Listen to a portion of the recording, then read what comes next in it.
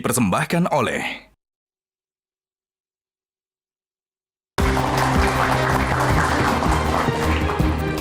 Pemirsa, Indonesia punya cita-cita setinggi langit pada tahun 2045, yakni melahirkan generasi emas. Namun jauh panggang dari api, masalah biaya pendidikan yang tinggi justru membuat generasi muda kita cemas. UKT atau uang kuliah tunggal kini berubah jadi uang kuliah tinggi alias mahal. Kenaikannya bahkan bisa mencapai 500%. Para calon mahasiswa baru yang sudah lulus tes terpaksa mundur karena tak sanggup membayar UKT. Mendikbudristek Nadiem Makarim berjanji akan menghentikan kenaikan UKT yang tidak rasional. Sementara itu Komisi 10 DPR RI meminta agar peraturan Mendikbudristek nomor 2 tahun 2024 yang dianggap sebagai biang kerok kenaikan UKT direvisi. Mengapa biaya pendidikan di perguruan tinggi negeri masih mahal di saat Indonesia berambisi mencetak generasi emas?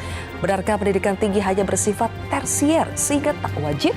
Inilah kontroversi selengkapnya. UKT mahal, generasi emas jadi cemas. Bersama saya, Zilvia Iskandar.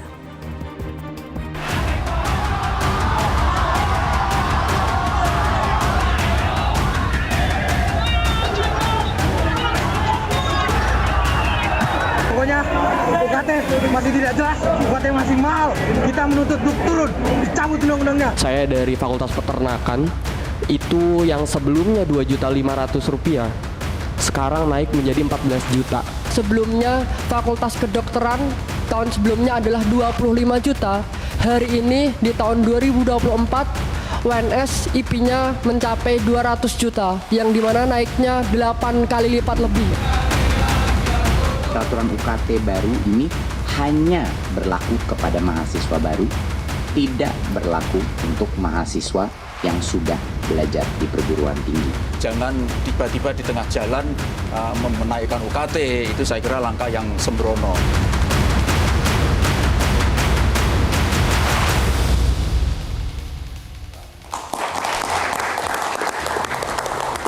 Dan pemirsa, untuk membahasnya sudah hadir 6 narasumber di studio Metro TV. Di sebelah kanan saya adalah Ketua BEM UIN Syarif Hidayatullah Jakarta, M. Ihdan Nazar Husaini. Halo, selamat malam Ihdan. Kemudian juga ada Ketua BEM UI, Farel Uzil. Farel, selamat malam. Berikutnya ada Koordinator Nasional JPPI, Jaringan Pemantau Pendidikan Indonesia, Mas Ubaid Matraji. Mas Ubaid, kita ketemu lagi. Minggu lalu bahas study tour, minggu ini bahas UKT ya. Di sebelah kiri ada anggota Komisi 10 DPR RI, Andreas Sugo Parera. Bang Andreas, selamat malam. Berikutnya ada Wakil Rektor IPB, Alim Setiawan. Selamat Pak Alim, terima kasih sudah hadir. Dan juga ada Direktur Eksekutif Pijar Foundation, mantan Rektor termuda Universitas Mahakarya Asia, Vero Feriska Ariananda. Mas Vero, selamat malam. Sudah bergabung juga lewat Zoom adalah Rektor Universitas Pajajaran, ada Profesor Rina Indiastuti. Prof Rina, selamat malam. Terima kasih sudah bergabung bersama kami. Baik, saya akan mulai dulu dari para mahasiswa di sini. Ada juga teman-teman dari UIN Syarif Hidayatullah dan juga teman-teman dari UI yang sudah hadir. Terima kasih teman-teman.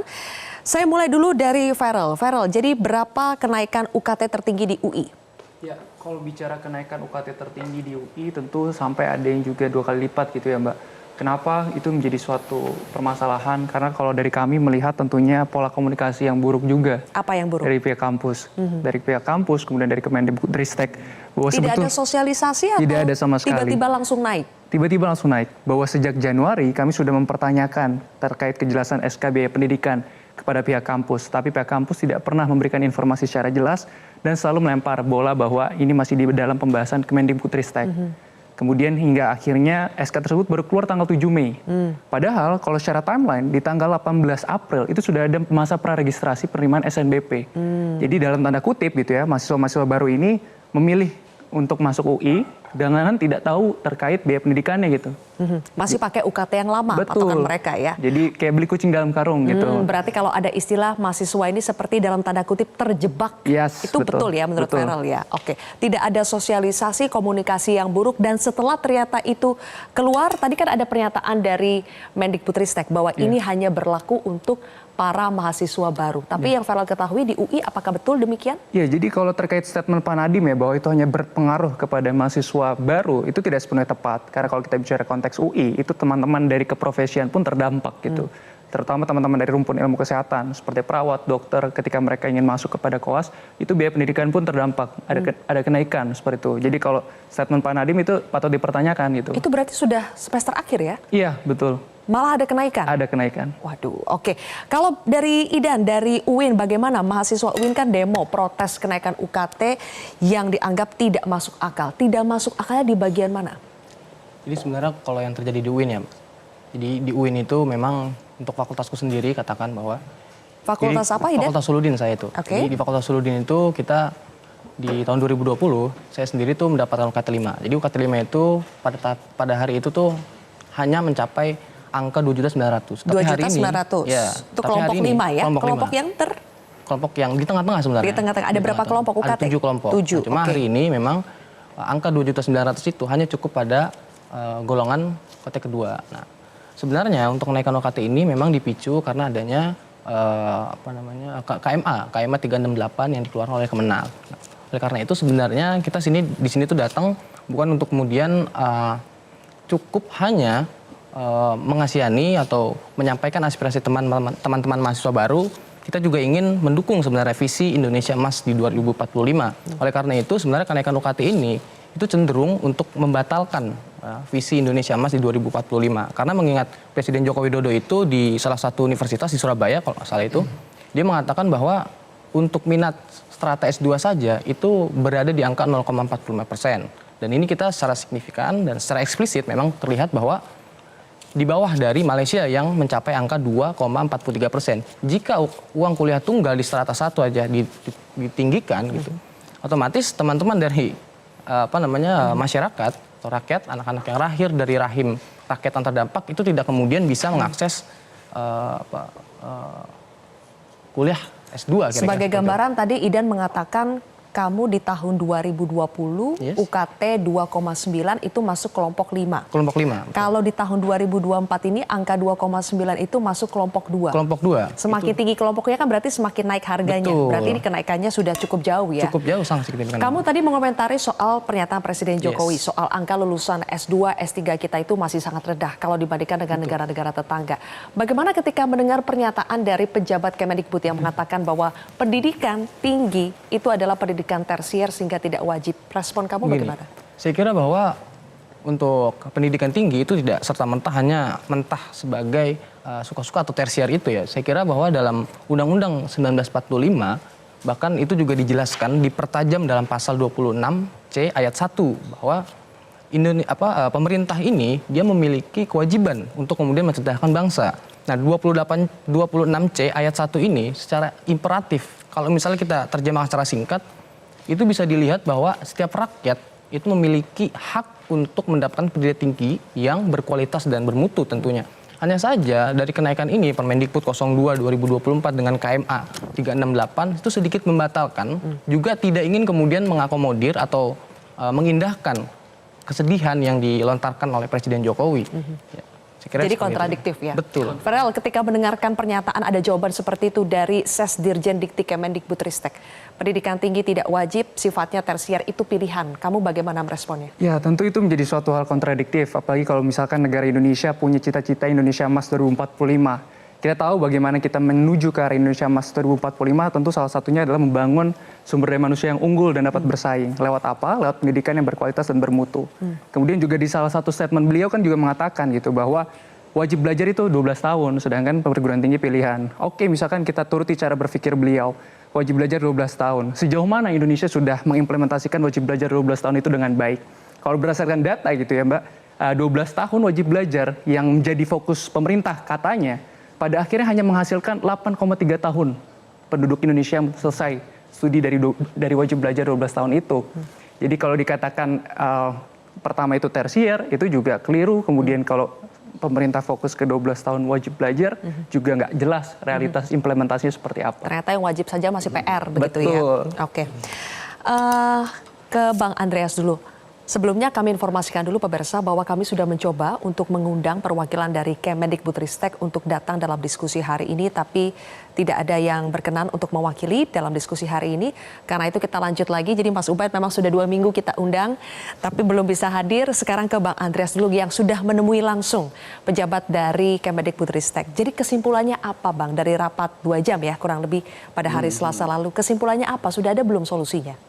Ya, jadi ya pertama saya ingin menjawab dulu atau menanggapi lagi apa yang disampaikan dengan pendidikan itu tersier, pendidikan tinggi itu tersier. Saya kira ini tidak menjawab persoalan dan menimbulkan justru menimbulkan ya misinterpretasi di publik yang sensitif gitu.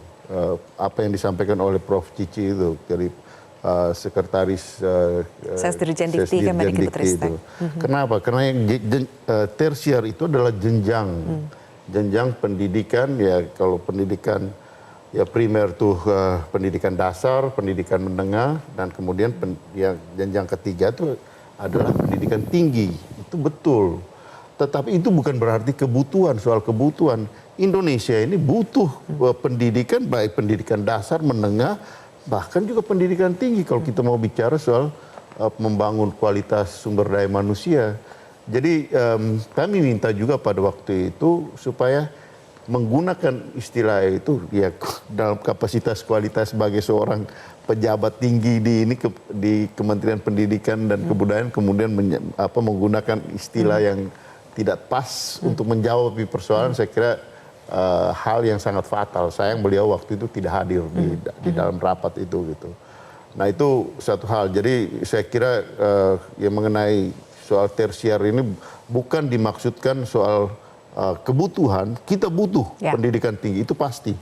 Dan kita berharap bahwa makin banyak mahasiswa yang mengikuti jenjang pendidikan tinggi ini akan meningkatkan kualitas sumber daya manusia kita. Menuju generasi emas. Kalau begitu solusi untuk UKT-nya apakah sudah ada tuh Bang? Kemudian yang berkaitan dengan hasil rapat pada waktu itu memang ya kami menyampaikan juga pesan-pesan dari mahasiswa, karena hari Rabu minggu sebelumnya kami menerima BEM seluruh Indonesia yang mewakili ya teman-teman muda ini, anak-anak mahasiswa ini yang menyampaikan hal-hal yang berkaitan dengan kenaikan UKT yang mendadak dan terjadi di hampir semua perguruan tinggi. Memang beda-beda kasusnya, tapi terjadi secara menyeluruh. Nah, jujur aja awalnya kami juga tidak tahu persis. Saya dengar berita itu pertama di UIN itu hampir sebulan yang lalu ketika demo-demo di UIN itu dalam perjalanan waktu kami ada kunjungan kerja ke Medan. Dan katanya angka kenaikan UKT-nya hampir mirip-mirip. Hampir mirip-mirip. Dan udah dicek itu Bang, benar ya? Ya, dan mereka menyampaikan bahwa ada yang sampai 300%, ada yang sampai 500% dengan data gitu. Mereka bukan hanya menyampaikan asal ngomong aja, tapi juga mereka menyampaikan dengan data, dengan penjelasan yang menurut kami sangat masuk akal. Nah, sehingga kami coba untuk mencari tahu, mengidentifikasi. Waktu saya mulai dengan apa sih sebenarnya persoalan ini sehingga secara menyeluruh ini terjadi seperti ini gitu. Kemudian saya perhatikan juga, saya minta Permendikbud. Memang di dalam Permendikbud itu ada beberapa pasal yang memungkinkan kampus untuk melakukan membuat interpretasi yang dalam tanda petik ya, saya harus katakan bisa semena-menanya gitu. Karena tidak ada batas atasnya? Ya, misalnya gini, ada di satu pasal, saya lupa persis, tapi pasal 11 kalau tidak salah ayat kedua, ayat 1, itu menyatakan bahwa mahasiswa itu setelah dia diterima, baru kemudian dibicarakan soal UKT-nya gitu. Nah ini kan itu tadi seperti yang disampaikan oleh kucing dalam karung. Dia udah masuk dulu, kemudian baru dibicarakan soal masuk ke kelas mana, kelompok mana, atau bicara harga berapa yang harus dia bayar. Ini kan akhirnya menjebak anak-anak yang jadi yang di kampus, beberapa kampus yang lain dari pertemuan dengan mahasiswa langsung, ada yang sudah takut duluan gitu mau daftar, atau jangan-jangan saya tidak bisa bayar ini kalaupun saya lulus Kalau saya tidak bisa bayar percuma. Dan faktanya memang banyak yang Dan mundur banyak yang seperti akhirnya, itu. Jadi Bang Andreas. ada mengganggu psikologi ya teman-teman muda ini untuk yang mengikuti jenjang pendidikan yang tinggi yang kita butuhkan. Oke, kita akan bicara lagi soal akar masalah, kita gali lebih dalam dan juga solusinya apakah sudah ada. Tapi sebelum itu kita harus jeda terlebih dahulu. Bapak-bapak dan juga adik-adik, kita akan kembali pemirsa sesaat lagi.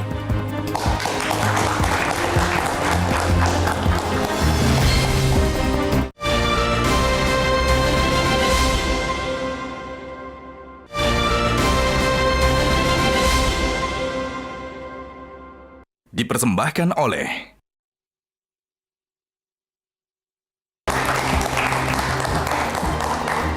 Tidak semua PTN di Indonesia menaikkan UKT mereka atau uang kuliah tunggal mereka. Contohnya yang kami undang pada malam hari ini ada dari Unpad dan juga dari IPB. Saya akan ke Unpad terlebih dahulu, ada Prof. Rina. Prof. Rina, boleh kami tahu apa alasan Unpad tidak menaikkan UKT meskipun ada Permendikbud baru yang memberikan ruang untuk kenaikan UKT? Terima kasih. Selamat malam Mbak Sylvia dan semua pemirsa narasumber. Kami di Unpad awalnya memang sudah mengumumkan pada waktu pendaftaran SNBP di bulan Januari itu kami sudah mengumumkan UKT dan kami menggunakan UKT tahun lalu gitu. Dengan demikian kami tidak punya alasan untuk mengubah UKT tersebut. Itu mungkin yang pertama, alasan teknis. Sedangkan alasan lain, kami memandang bahwa masyarakat pasca pandemi ini kan belum pulih daya belinya gitu. Karena kenyataan di Unpad pada tahun lalu itu cukup banyak mahasiswa yang juga masih belum pulih ekonominya dan mereka meminta penyesuaian atau bantuan kalau di kami punya namanya bantuan kelanjutan studi. Jadi kalau misalnya sedang skripsi lalu entah hal tertentu apapun, kemudian orang tua mengalami katakan penurunan kemampuan, kami juga berikan itu. Jadi kami cukup paham bahwa daya beli masyarakat itu belum pulih. Namun demikian kalau saya boleh usul Mbak Sylvia, berarti kan kalau dari mendengar tadi juga Bang Andreas ya, berarti kita punya masalah. Masalah itu adalah kalau boleh saya juga ikut menyimak masalah yaitu bagaimana kita menyelenggarakan pendidikan tinggi di mana biaya pendidikan atau UKT itu terjangkau. Jadi masalah affordability, tetapi di lain pihak kami para operator perguruan tinggi negeri itu sebetulnya saya yakinlah kami semua mengikuti Undang-Undang 12 tahun 12. Antara lain bahwa di situ ada fungsi perguruan tinggi kan, bahwa di dalam pasal 55 itu adalah fungsi perguruan tinggi tidak hanya sebagai tempat pembelajaran, tapi juga pencetak calon pemimpin, pengembangan iptek, pusat peradaban. Itu sebetulnya kami ingin jalankan dengan baik. Jadi lebih dari sekedar melayani pembelajaran dan mencetak generasi atau calon pemimpin. Jadi sebetulnya perguruan tinggi relevan dengan mencetak generasi emas tadi. Nah, persoalannya adalah bagaimana fungsi perguruan tinggi berjalan sempurna, efektif, tapi juga UKT-nya terjangkau. Saya boleh sedikit ya, ingin juga sampaikan bahwa UKT itu kan uang kuliah tunggal bagi seorang mahasiswa. Kalau di Unpad adalah setiap prodi UKT-nya berbeda, setiap kelompok ekonomi UKT-nya berbeda. Kami rasanya semua perguruan tinggi konsisten melaksanakan undang-undang tadi ya, Undang 12 bahwa kami menjamin minimal 20% mahasiswa di PTN itu adalah berasal dari kelompok kurang mampu dan 3T. Jadi persoalannya adalah Mbak Sylvia kalau saya boleh, masalah kita itu sebetulnya di bagaimana kelompok UKT 3, UKT 4, UKT 5 itu yang sering fluktuasi kemampuan ekonominya itu bisa kita tangani. Mungkin disitulah sebenarnya pemerintah atau beasiswa dari sektor swasta kami sangat berharap. Jadi sebetulnya bisa diselesaikan dengan kebijakan ataupun seluruh komitmen stakeholders. Mungkin sementara itu Mbak Sylvia. Oke, terima kasih Prof. Rina. Kalau untuk Pak Alim di IPB, kami ketahui juga IPB ini salah satu PTN BH yang tidak menaikkan UKT-nya juga. Alasannya apa, Pak Alim? Ya, terima kasih Mbak Sylvia. Pertama, seperti tadi disampaikan, pendidikan tinggi kami pandang masih menjadi instrumen yang efektif untuk bisa menghasilkan SDM yang unggul ya untuk Indonesia Emas. Di sisi yang lain juga kami sadar bahwa pendidikan tinggi itu masih menjadi eskalator sosial yang efektif untuk mobilitas vertikal ya dari masyarakat yang tidak mampu berharap anaknya bisa jadi sarjana dan bisa mengangkat derajatnya. Itu kenapa kemudian di IPB di dalam menetapkan UKT kami mempertimbangkan 3 hal. Pertama, willingness to pay, kemampuan untuk membayar.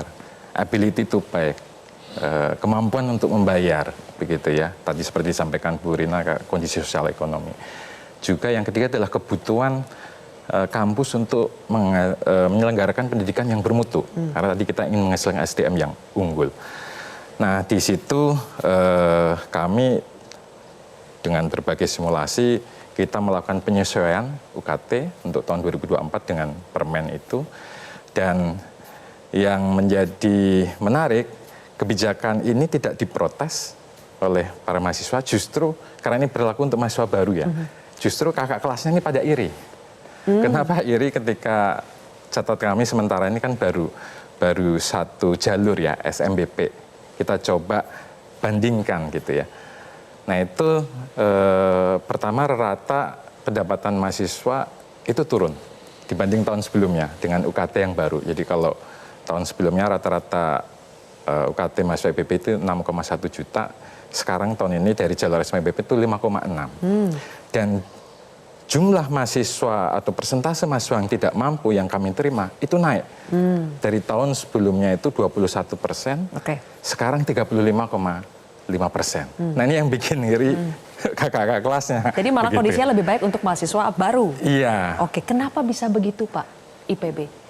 Karena kami mencoba untuk bisa kreatif ya. Kami tidak hanya mengandalkan sumber dari peserta didik dan juga dari negara.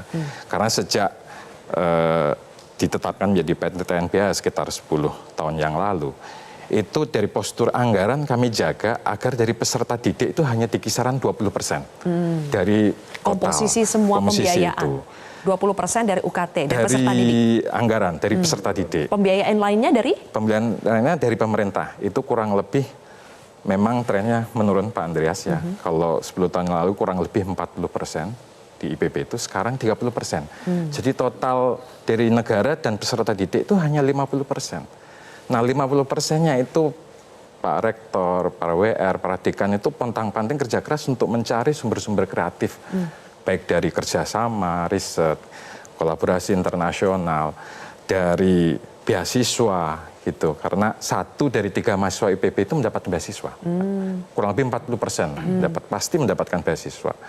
Kemudian dari peran serta alumni, termasuk juga dari berbagai portofolio kita, ada suku, kemudian itu returnnya bisa kita gunakan untuk penyelenggaraan pendidikan, kemudian ada kita dengan alumni kita kreatif, kita membuat namanya cash wakaf link deposito. Jadi para alumni itu dia mendepositkan uangnya, nah returnnya itu disumbangkan ke IPB. Jadi alumni tidak kehilangan sebenarnya, tapi returnnya. Nah itu juga menjadi sumber. Selain juga memang kita mengoptimalkan aset. Aset-aset yang ada. Aset-aset yang ada, baik aset fisik, tanah, bangunan, dan juga jangan salah, kampus ini kan gudangnya SDM unggul. Jadi aset-aset kepakaran itu sangat efektif untuk tadi, untuk misalnya untuk training, untuk riset, untuk memberikan konsultasi yang itu menjadi income generating buat kampus. Jadi kuncinya memang harus pintar-pintar secara kreatif dan mandiri mencari sumber pendanaan lain. Di luar dari pemerintah 30%, dari peserta didik 20%. Kisaran 20%. Tapi pada praktiknya Mas Vero ini menulis ya soal diferensiasi sumber pendanaan yang bisa dilakukan oleh PTN BH terutama. Semudah itukah kalau IPB bisa menerapkannya bertahun-tahun? Apakah ini memang bisa diterapkan untuk seluruh PTN atau PTNBH yang ada di Indonesia? Mudah tidak? Tidak mudah, tapi harus dilakukan, Mbak. Jadi memang kalau kita lihat secara tinjauan sejarahnya ya, PTN ini kan awalnya dulu disubsidi oleh pemerintah, terus kemudian juga secara mahasiswa juga tidak perlu mencari terlalu sulit karena ada ujian masuk yang akhirnya mahasiswa pasti datang, seperti itu. Jadi hal-hal itu sangat mudah bagi PTN di masa lalu. Tapi kan tidak bisa seperti itu terus, ya kan? ketergantungan terhadap pendanaan dari pemerintah harus semakin menurun seperti tadi disebutkan oleh Pak Alim tadi. Dan kalau kita lihat sebetulnya dari tulisan saya itu ada beberapa sumber yang bisa diandalkan. Yang pertama dan yang pasti adalah UKT. Karena UKT ini adalah sumber yang sangat stabil, sumber yang recurring, dan mau tidak mau ya istilahnya daripada kita mencari di alam bebas, kita sudah ada mahasiswanya captive marketnya di situ. Dan sebagian besar PTN kita sangat mengandalkan UKT itu Sangat sebagai mengandalkan sumber itu. pendanaan pertama ya? Pertama, karena itu yang paling mudah.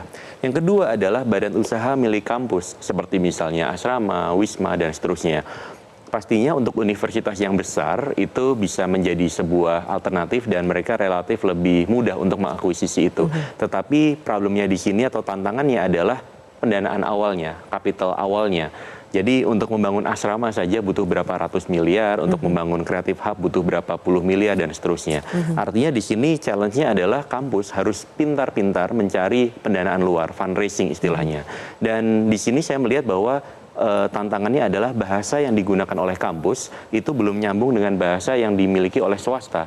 Kampus selalu pinginnya most of the time adalah hibah, kemudian pinginnya adalah sebuah CSR. Tetapi dari sisi korporasi atau industri, mereka pinginnya investasi.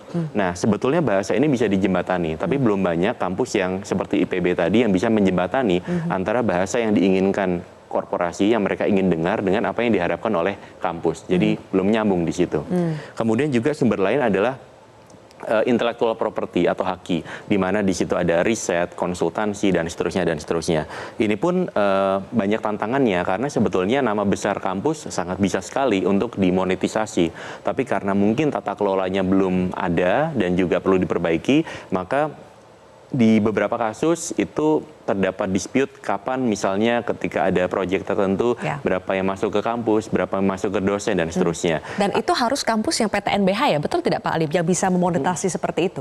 Semuanya bisa. Semuanya bisa. Oke. Harus. Justru untuk menjadi PTNBH itu syaratnya itu. Gitu. Syaratnya itu melakukan itu ya. Kalau punya kemampuan itu makanya diberikan status PTNBH itu perintah undang-undang pendidikan tinggi gitu.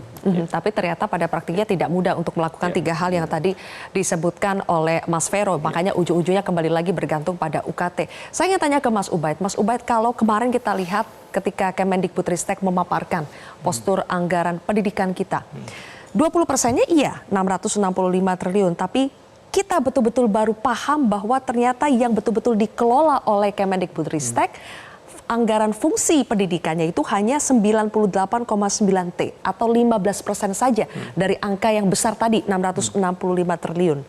Dan yang dipakai untuk program pendidikan tinggi itu 38,5 T dari angka 90-an tadi.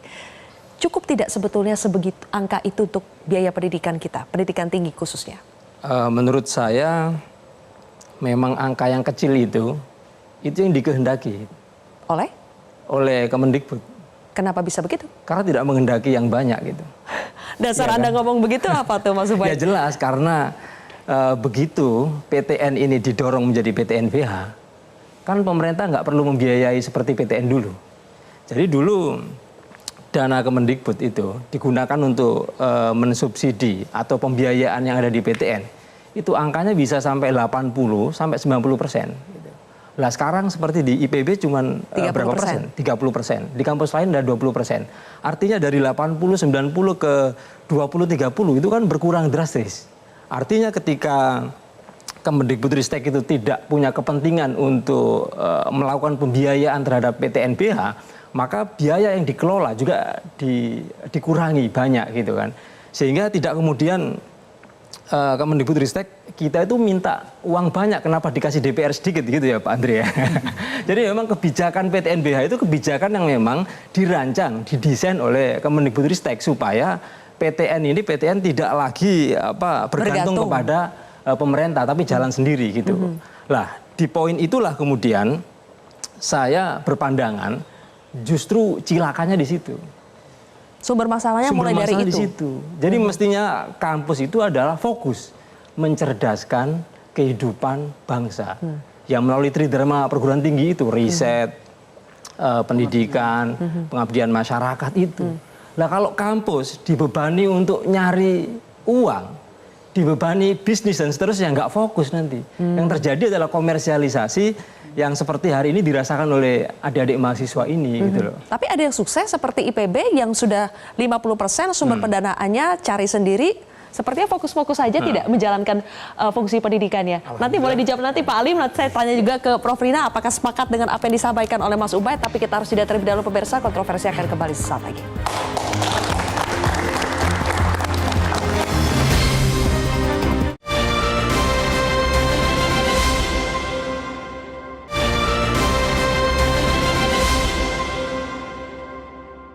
Dipersembahkan oleh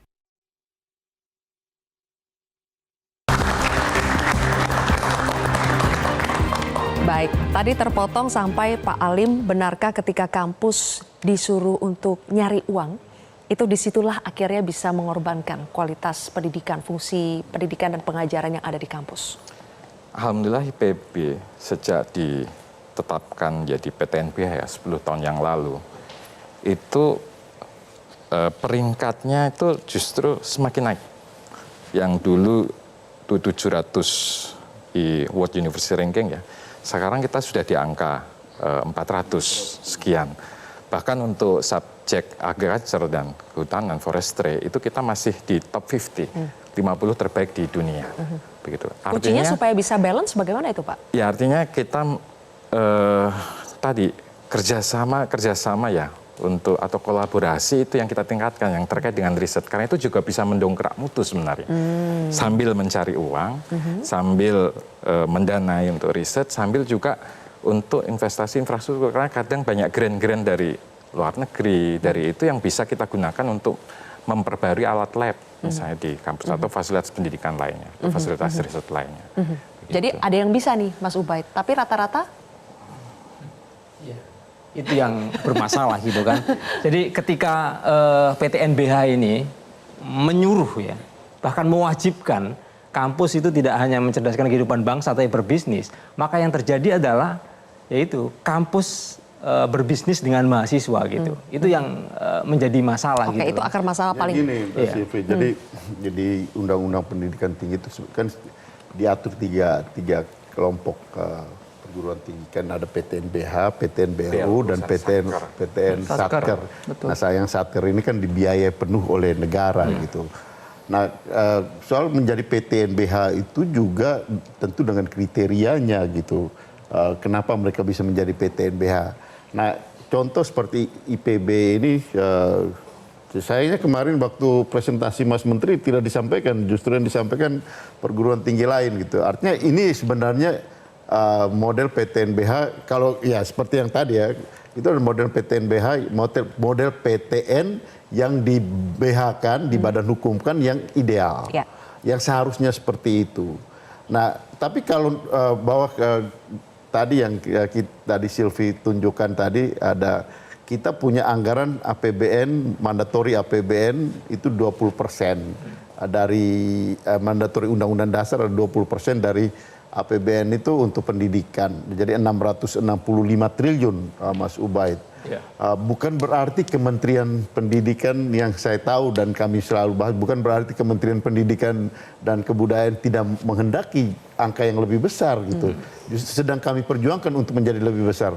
Karena selama ini yang memutuskan itu bukan Kementerian Pendidikan. Dana pendidikan itu yang memutuskan Menteri Keuangan dan Bappenas gitu. Jadi DPR itu bagaimana perannya, Pak? Dan itu yang saya tahu di Banggar kami selalu berdebat soal itu gitu. Kami selalu berdebat soal itu, tapi kan keputusan akhirnya itu di DPR. Enggak.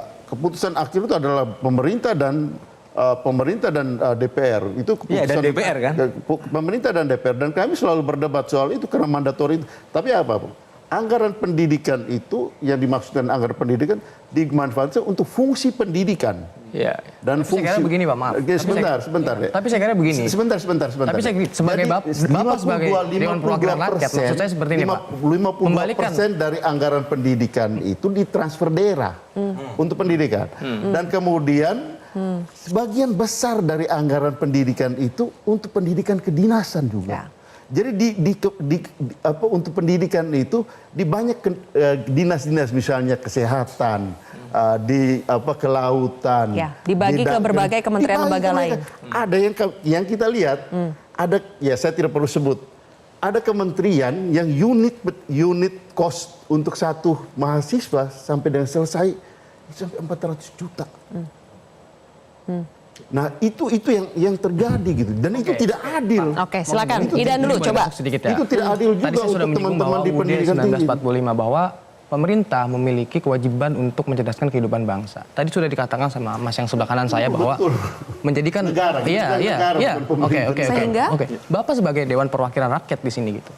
Ya karena itu kemarin tuh saya melihat bahwa jam 10 pagi DPR itu ingin kemudian membatalkan perihal kenaikan UKT. Permasalahannya adalah Pak, Kementerian, Kemendikbud maupun Kemenak itu dia mengeluarkan satu kebijakan yang sangat amat tidak bajik menurut saya. Ya, kita balik ke judul gitu kan. Judul ini kan sebenarnya generasi emas menjadi cemas gitu loh. Kalau Stratai 1 saja itu dinaikkan harganya, nanti Pak yang terjadi adalah bukan kemudian pendidikan tinggi itu tersier, justru yang kita bicarakan di sini adalah pendidikan tinggi ini berbicara perihal mampu atau tidak mampunya rakyat. Seolah-olah nanti perguruan tinggi itu hanya mampu diakses oleh para anak-anak yang lahir dari rahim pejabat oleh anak-anak yang lahir dari rahim pejabat Bicarakan betul. dan tidak diperuntukkan untuk anak yang lahir dari rahim rakyat yang terdampak. Jumlah besaran pendidikan. Bapak sebagai DPR RI di sini. Bukan itu. Jadi saya mendukung DPR RI untuk kemudian membatalkan itu. Kemudian APBN ini seharusnya ditingkatkan kembali. Ditingkatkan kembali. Yang tidak dilakukan oleh Bang Andreas adalah yang pertama ya. Yang pertama tadi disebutkan 20%. Itu mandatori Undang-Undang Dasar 45. Itu saya koreksi. Jadi mandatori Undang-Undang Dasar 45 itu adalah mencerdaskan kehidupan bangsa. Berapapun biayanya. Nggak ada kata-kata 20%.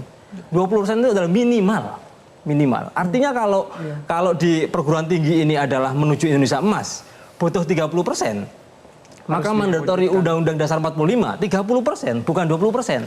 Nah, sayangnya di DPR itu tidak mau bergerak dari angka 20% gitu. Oke, 20% saya kira begini, Pak. Saya kira begini. Sampai 20% gitu kan. Masalahnya kita ini 20% udah lama.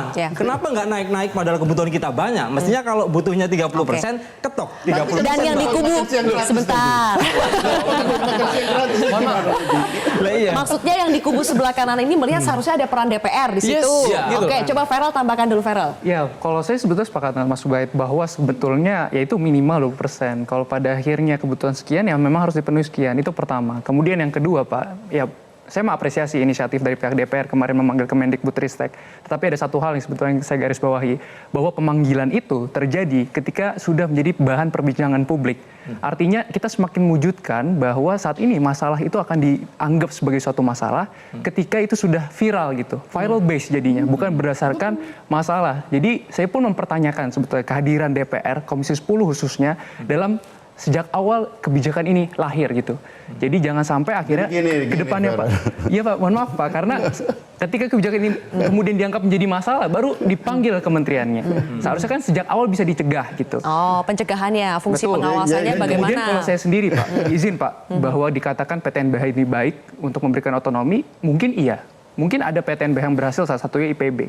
Tetapi mayoritas yang ada sekarang, PTNBH itu justru semakin akhirnya menjadikan suatu ladang bisnis bagi kampus dengan mahasiswanya. Karena tidak semua kampus bisa mandiri untuk akhirnya berusaha kreatif dalam bisnis dan sebagainya. Pada akhirnya kampus-kampus yang gagal dalam menjalankan PTNBH tersebut, ya membebankan kepada mahasiswanya. Yang harus digarisbawahi oleh pihak pemerintah, Kemendikbud ataupun Komisi 10 adalah ketika memang PTNBH ini memenuhi, ada kriteria-kriteria yang harus dipenuhi untuk menjadi PTNBH, ketika PTN tersebut gagal akhirnya menerapkan PTNBH, seharusnya dari pihak Kemendikbud ataupun DPR menjalankan monitoring dan evaluasi itu. Jangan sungkan untuk akhirnya mencabut status PTNBH dari kampus-kampus yang nyatanya gagal gitu. Jangan sampai akhirnya permasalahan pendidikan ini mahal kan karena awalnya PTNBH itu ya Pak. Ketika ada dikti inilah, barulah tahun ke tahun selalu ada masalah uang ini menjadi mahal, uang pendidikan menjadi mahal. Sekarang datanya udah jelas, faktanya udah jelas. Mayoritas PTNBH bermasalah, ya. Termasuk UNPAD dan juga IPB. Bukan berarti tahun ini nggak ada masalah. Tahun-tahun sebelumnya ada banyak masalah. UNPAD itu kenapa nggak naik? Karena kemarin bermasalah. Tahun kemarin 2023 bermasalah. Di IPB juga tahun kemarin juga banyak demo. Artinya bukan berarti nggak ada masalah. Bahwa respon PTNBH dengan UKT yang sangat mahal itu terjadi di mana-mana. Dan faktanya terjadi komersialisasi pendidikan. Artinya tidak kemudian PTNBH yang dianggap gagal itu kemudian dicabut, PTNBH-nya balik menjadi PTN, enggak. Undang-undang yang memayungi PTNBH ini harus dicabut, Bang Andreas gitu. Malahan Jadi Undang-Undang Dikti nomor 12 tahun 2012 ini adalah biang kerok lahan bisnis di kampus ini. Oke, kita tampung dulu ya. Saya ke Prof Rina dulu karena Prof Rina harus kita sudahi di segmen ini. Prof Rina, jadi kalau belum bermasalah sekarang, tadi kata Mas Ubaid, mungkin sebelumnya sudah ada masalah dan mungkin kedepannya bisa ada masalah kalau modelnya masih seperti ini. Jadi Prof Rina, usul dari Unpad supaya biaya pendidikan ini terutama UKT bisa lebih terjangkau demi memenuhi tadi kewajiban negara untuk mencerdaskan kehidupan bangsa, apa Bu yang bisa dilakukan seharusnya oleh pemerintah dan juga pihak kampus? Ya baik, terima kasih Mbak Cilvia. Tapi saya ingin koreksi Mas Ubay ya. Mungkin mohon dilihat data kami Mas Ubay.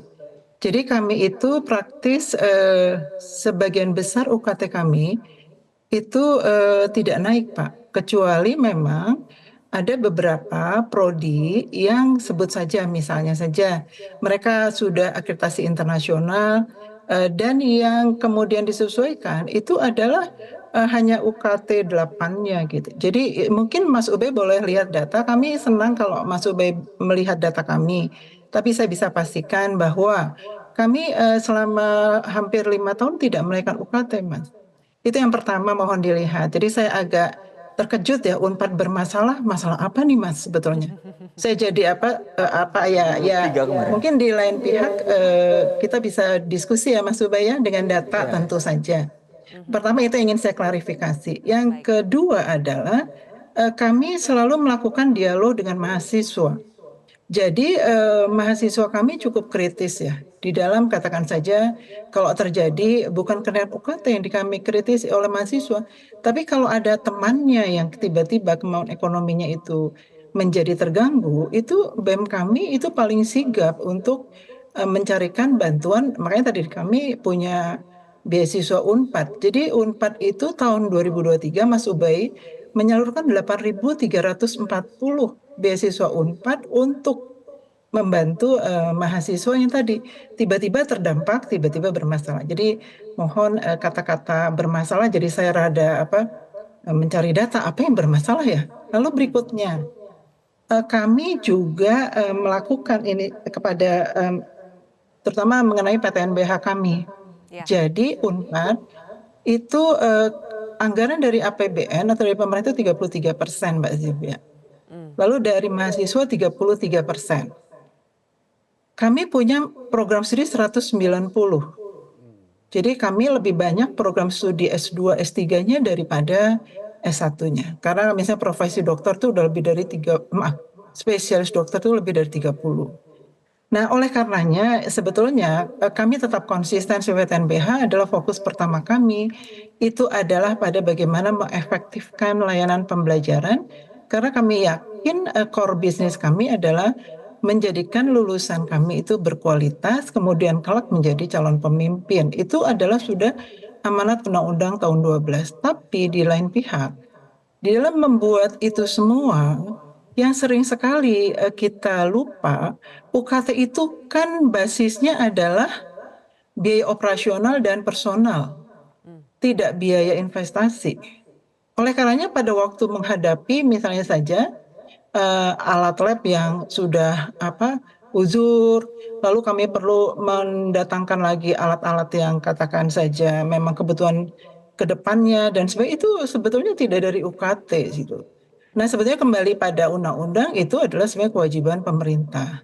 Nah bagaimana kalau pemerintah tidak memberikan? Kami di Unpad melakukan upaya-upaya yang tadi dibilang bahwa mungkin para industri sering sekali tidak nyambung dengan PTNBH. Karena kami sebenarnya memang minta CSR untuk katakan upgrading daripada peralatan pendidikan demi tujuan yang core tadi. Namun di sisi yang lain kami juga terus mengejar peningkatan kualitas dan reputasi internasional kami. Karena sebenarnya kami sadar, lulusan yang baik itu adalah kalau sejajar dengan lulusan global. Akademisi yang baik adalah kalau punya output juga sejajar dengan akademisi global. Maka saya setuju, mengapa peringkat dunia itu kami kejar atau istilahnya WCU, tapi tetap WCU dengan core business adalah menghasilkan tadi lulusan dan calon pemimpin. Nah, bagaimana dengan usaha? Boleh singkat, Kami Prof, mohon maaf. Ya, kami usaha juga menjalankan, Mbak Sylvia. Jadi kami praktekkan kerjasama pemanfaatan aset, KSPO, tapi itu perlu waktu. Jadi insya Allah lah kami PTNBH nggak melenceng ya dari cita-cita sesuai undang-undang. Itu yang ingin saya sampaikan. Terima kasih. Baik, terima kasih Prof Rida sudah bergabung bersama kami di Kontroversi. Kita berikan tepuk tangan dulu. Dan sebagai closing statement-nya nanti dan sekaligus untuk mengetahui solusi apa yang bisa ditawarkan, saya nanti akan berikan kepada 3 orang di kubu sini ya. Kita akan kembali lagi pemirsa sesaat lagi.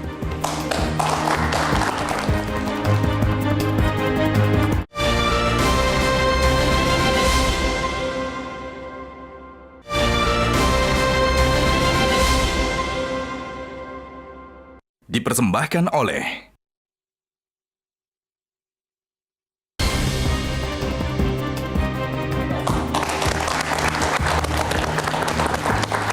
Oke, langsung saja Mas Vero, menurut Anda solusi untuk mengakhiri polemik UKT ini apa? Ya, kalau saya melihatnya dari jangka menengah dan jangka panjang, ke depannya seperti apa. Yang pertama adalah kita harus sadari bahwa menjalankan universitas itu perlu biaya, dan biaya itu cenderung trennya tuh selalu sama atau naik. Dan di sini kampus, saya melihat dari 3 sisi ya. Satu, dari kampus sendiri adalah mereka mau nggak mau, suka nggak suka harus bertransformasi. Satu, mereka harus bisa untuk mendapatkan creative financing dari sumber lain, baik itu dari optimalisasi aset maupun dari sumber lainnya. Tetapi untuk menanggapi Mas Ubay tadi adalah stay dan tetap di core competence, yaitu pendidikan, dan jangan hanya melihat berbisnis dengan mahasiswa yang ada, tetapi kita bisa juga berbisnis dengan korporasi yang ada di sekeliling dari kampus itu. Yang kedua, dari sisi pemerintah, DPR dan juga pemerintah adalah peraturan-peraturan yang menyebabkan tidak efisienan ini perlu dievaluasi ulang, dan juga pemerintah harus membantu universitas untuk bisa bertransformasi. SDM-nya harus dibuat, harus disiapkan, dan juga kemudian dimentorin dan seterusnya. Oke, kita berikan tepuk tangan. Dan Pak Alim, apakah meskipun tidak ada masalah untuk IPB sekarang ya, tapi Anda melihat apakah memang harus ada yang direvisi dari Permendikbud ini, nomor 2 tahun 2024? Saya kira sebenarnya Permendikbud ini sudah memberikan ruang ya, regulasi framework, terutama ketika ada kewajiban untuk kelas 1, kelas 2, begitu ya. Nah itu saya kira tinggal bagaimana kampus bisa secara arif ya menggunakan Permen ini. Nah usul saya gitu ya, ke depan pemerataan akses ini menjadi penting. Jadi beasiswa KIP, beasiswa adik itu harus ditingkatkan terus. Kemudian yang kedua, alokasi anggaran ini juga penting. Karena untuk menghasilkan pendidikan yang bermutu, memang support dari government ini masih menjadi hal yang penting. Baik, oke. Gitu. Kita berikan Dan yang ketiga saya kira kreatif. Kreatif, oke. Financing. Bang Andreas, revisi, kita belum mendengar kata-kata revisi dari Permendikbud yang ada menghentikan kenaikan yang tidak rasional. Jadi apakah cukup dengan itu atau harus betul-betul dicabut dan direvisi Permendikbudnya? Singkat.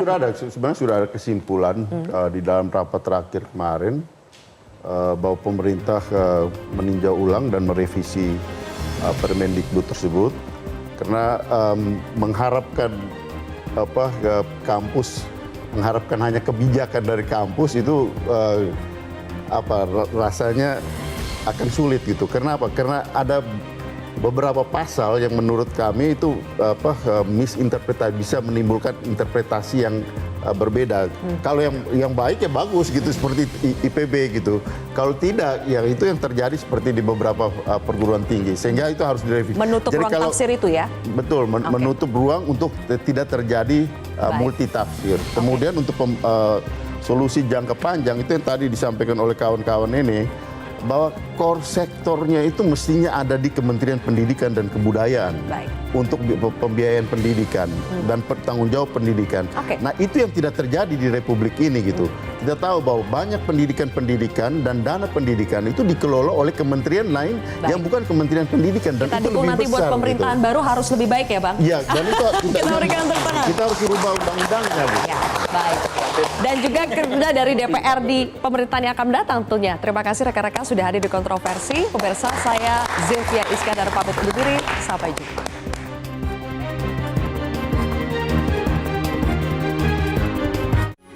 Metro TV.